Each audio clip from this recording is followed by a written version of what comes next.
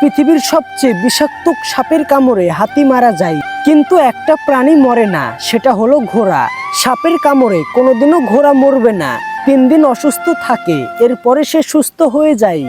আর এই ঘোড়া থেকে আসে দুনিয়ার সমস্ত সাপের বিষের প্রতিশোধক অ্যান্টিভেনাম। কোনো একটি সাপ, ধরেন কিং কোবরার অ্যান্টিভেনাম তৈরি করতে হলে যা করা লাগে তা হলো এই সাপের বিষ শরীরে ঢুকিয়ে দিতে হয়। একাধিক পরিমাণে ঢুকালেও সমস্যা নেই, ঘোড়ার কিছু হবে না। কিছু হবে না বলতে সে মরবে না, ঘোড়া 3 দিন অসুস্থ থাকবে, এরপরে সুস্থ হয়ে যাবে। এই 3 দিনে ঘোড়ার রক্তে ওই সাপের অ্যান্টিভেনাম তৈরি হয়ে গেছে। এবার ঘোড়ার শরীর থেকে কিছু পরিমাণে রক্ত নিয়ে তার লাল অংশ আলাদা করা হয়, সাদা অংশ অর্থাৎ ম্যাট্রিক্স থেকে অ্যান্টিভেনাম আলাদা করা হয়। এরপরে তা প্রতিক্রিয়াজাতকরণ করে বাজারে পাঠানো হয়। মানুষকে সাপে কামড়ালে ডাক্তারের ইঞ্জেকশন দ্বারা সেই অ্যান্টিভেনামকে পুশ করা হয়।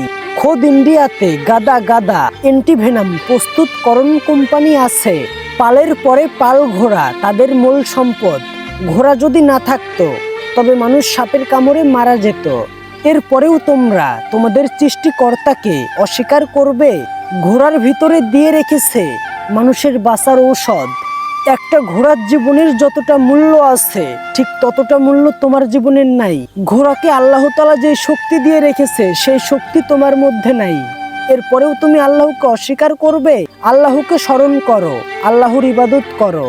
আর আল্লাহর ইবাদতকারীরা ভিডিওটি শেয়ার করে দাও যেন সকলের কাছেই পৌঁছে যায়।